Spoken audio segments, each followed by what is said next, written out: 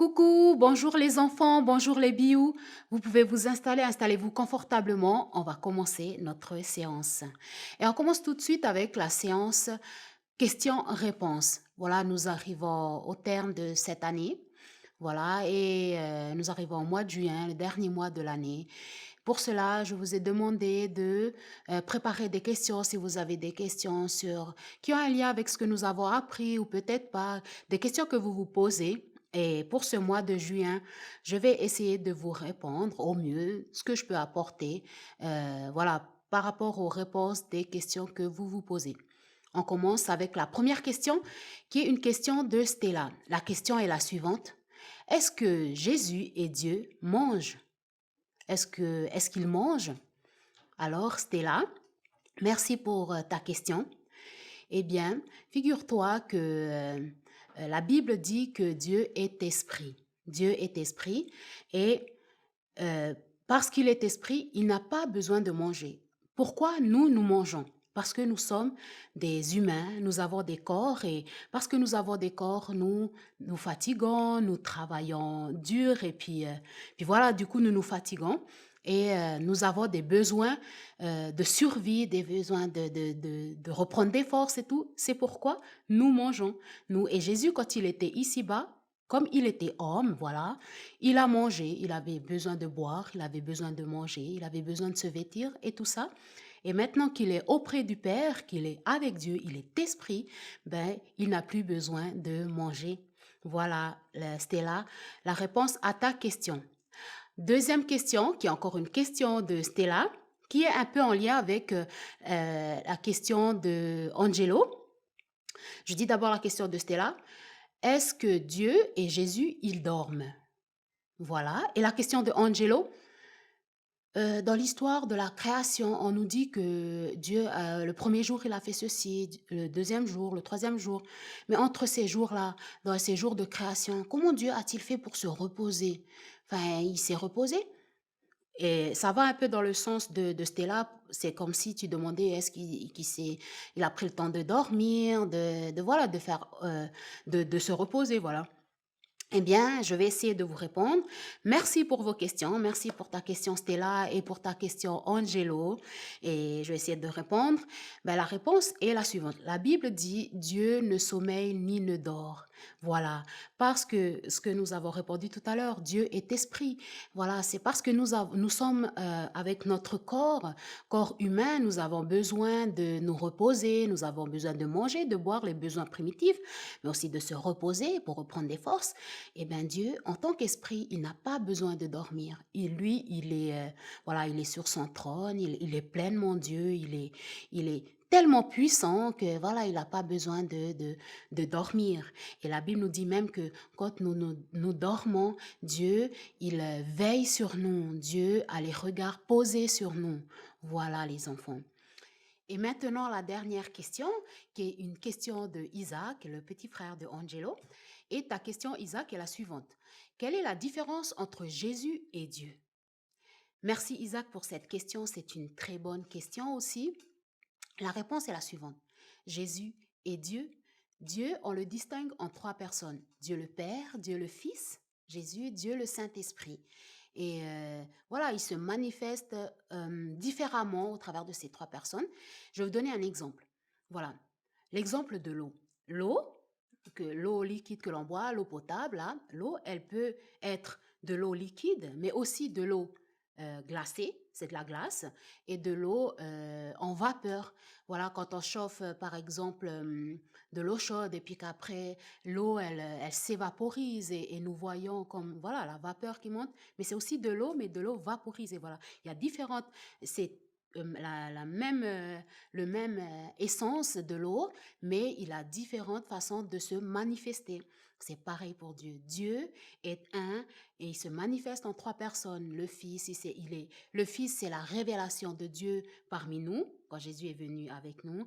Le Saint-Esprit qui maintenant, nous avons vu pendant la fête de Pentecôte, nous avons reçu le Saint-Esprit. Le Saint-Esprit est aussi une manifestation de Dieu. Et Dieu le Père, ben, c'est Dieu, tout simplement. Voilà Merci pour toutes vos questions, les enfants. Et voilà, si vous avez d'autres questions, n'hésitez pas, posez vos questions. Voilà, dites aux parents de m'envoyer vos questions ou tout simplement, moi, je vais quand même vous appeler, tout comme ça. Voilà, je vais essayer de mon mieux de répondre aux questions que vous avez durant ce dernier mois avec vous, les enfants, avec les bio. Bonjour les bious, ça va? Vous avez de sacrées bonnes questions. En tout cas, moi je vous félicite pour votre travail. Vous savez, c'est vraiment important de retenir ce que la Bible nous dit.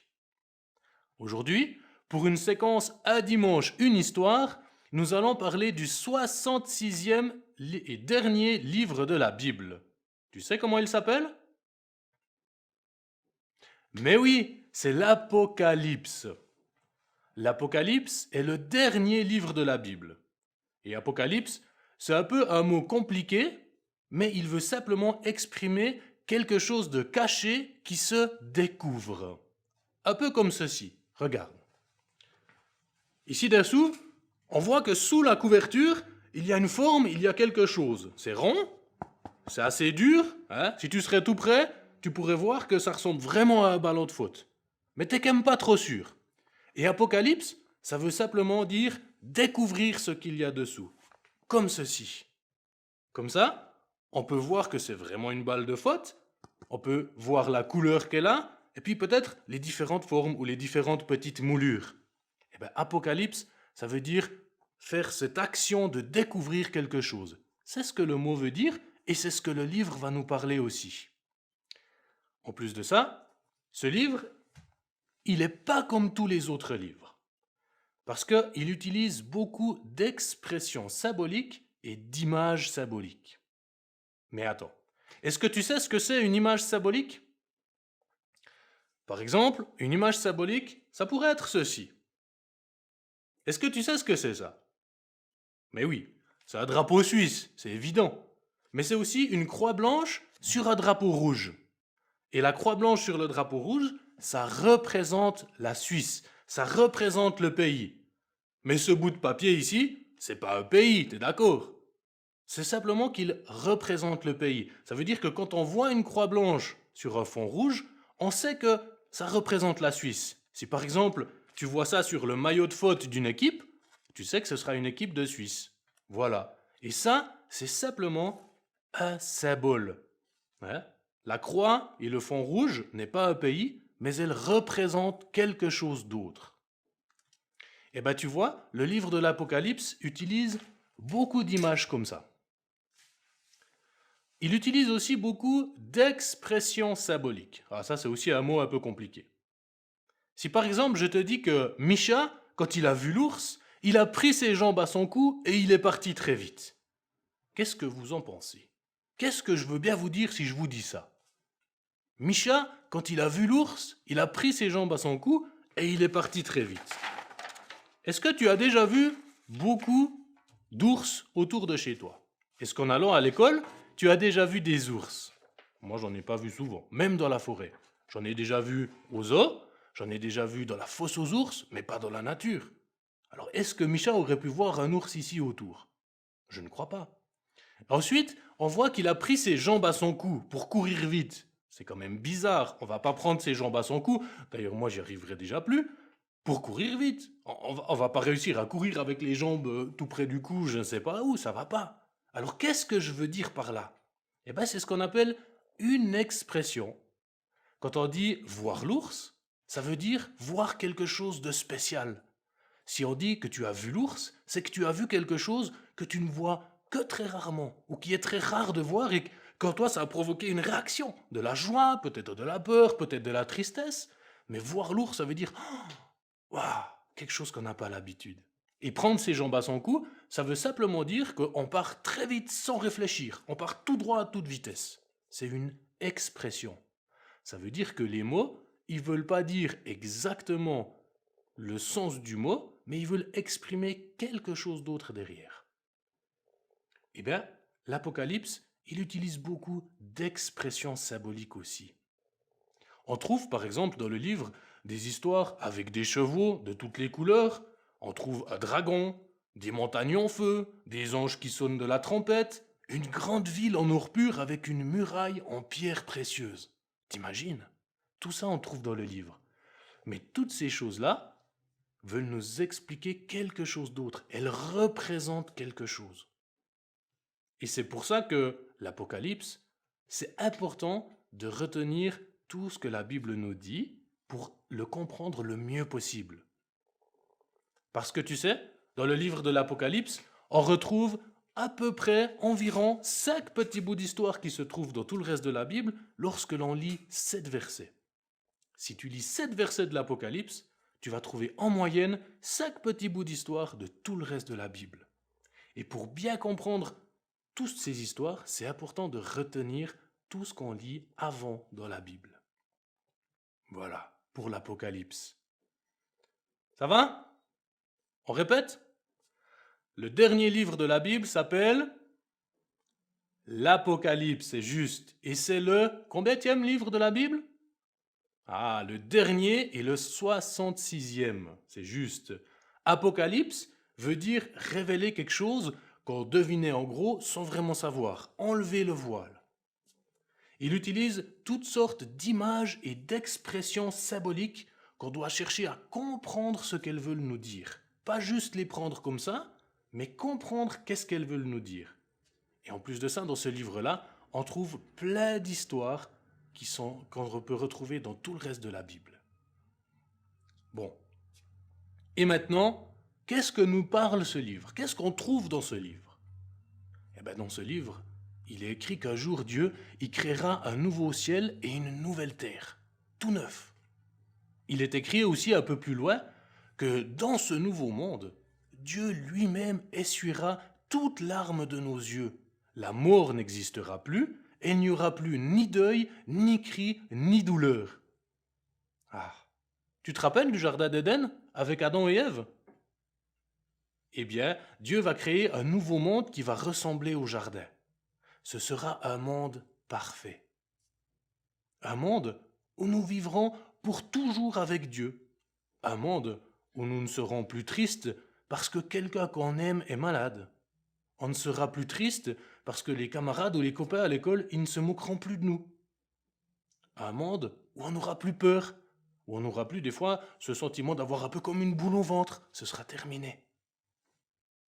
Et moi, je m'y réjouis tellement d'y être. Je me réjouis.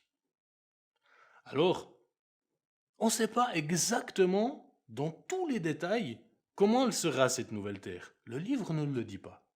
Mais il nous raconte comment ça va se passer, il nous raconte quelques étapes pour y arriver, et surtout, il nous raconte et il nous dit que ce sera génial, parfait. On pourrait comparer ça, par exemple, à la 11H. Est-ce que les enfants, vous avez déjà imaginé qu'est-ce que ce sera en 11H à l'école? Ben, on ne sait pas. Peut-être que tu as déjà entendu tes copains, tes frères ou tes amis qui en parlent. Et ils t'ont dit, ah, mais tu verras, ce sera trop bien, ce sera super. D'autres, ils diront plutôt, oh, ce sera plus difficile, les maîtresses, ils sont un peu sévères. Mais on ne sait pas exactement comment ce sera la 11H tant qu'on n'y sera pas passé. Tu es d'accord avec moi? Par contre, ce que je sais, c'est que tous ceux qui parlent de la 11H, ils vont dire que c'était une année trop cool parce qu'une fois qu'elle est finie, eh ben on a fini l'école.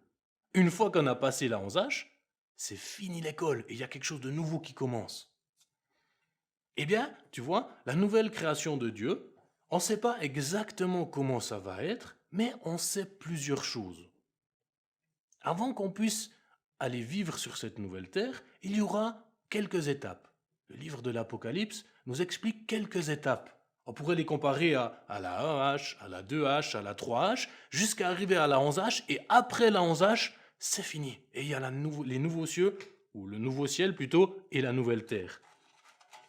Et jusqu'à y arriver, dans ces étapes, eh ben, il y aura encore des temps un peu difficiles. Ça veut dire que parfois, eh ben, tu seras encore un peu triste. Ça veut aussi dire qu'il y aura encore de la méchanceté sur la terre. Que l'ennemi, le diable, il va encore essayer de venir nous embêter.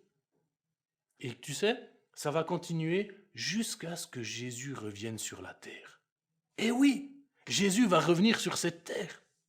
Aujourd'hui, Jésus, il est dans ton cœur. Et ça, c'est génial. Et un jour, en plus, il reviendra en personne.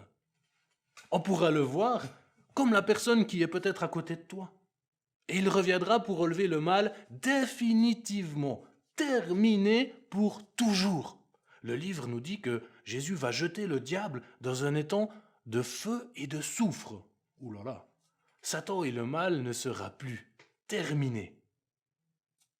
Ensuite, le livre il nous dit que toutes les personnes qui ont vécu sur la terre, donc toi, moi, plus tous ceux qui sont autour de nous, on devra passer devant Dieu. Ouh là là. Chacun recevra sa récompense selon son comportement. Et oui, les enfants, c'est important de bien se comporter parce qu'un jour, on devra en parler avec Dieu de tout ce que nous avons fait. Et il va nous récompenser pour les bons comportements, mais il va aussi nous dire ce qui n'était pas bon. Ensuite, tous ceux qui auront cru en Jésus iront avec lui vivre dans la nouvelle création. Voilà ce que le livre nous dit. On répète? Comme en attendant la 11H, on aura encore des moments un peu plus difficiles, des moments que l'on n'aime pas trop bien passer. Mais on sait que Jésus est avec nous dans ces moments-là, ne l'oublie pas. On sait aussi qu'un jour, Jésus y reviendra sur la terre. Il prendra le diable et il le jettera dans un étang de feu et de soufre. Le diable ne nous embêtera plus une fois pour toutes. Ensuite, nous passerons devant Dieu qui va nous récompenser selon notre comportement sur la terre. Et ensuite, nous irons vivre avec Jésus dans la merveilleuse nouvelle création où il n'y aura plus de tristesse, plus de peur, mais beaucoup de joie, la paix et la justice. Nous vivrons dans un monde parfait. Alors n'oublie pas, quand c'est difficile à l'école, à la maison, avec d'autres personnes, n'oublie pas qu'un jour Jésus va revenir et enlever tout ce qui n'est pas juste. La justice et ce qui est difficile s'arrêtera pour toujours. Alors, prends courage ce matin et n'oublie pas que Jésus est déjà avec toi aujourd'hui dans ton cœur. Simplement que tu ne le vois pas encore comme tu vois tes copains. Alors courage et bonne semaine à toi. Merci Sébastien pour la séquence Un dimanche, une histoire, pour cette explication sur l'Apocalypse, les premières choses qu'on voit sur ce dernier livre de la Bible, parce qu'effectivement, dans notre parcours de la Bible, nous sommes arrivés au dernier livre de la Bible et Sébastien a introduit le première histoire. Et merci beaucoup pour Sébastien. On peut l'applaudir, les enfants. Voilà, et je vous remercie. Merci. Bon dimanche, bonne semaine et à dimanche prochain.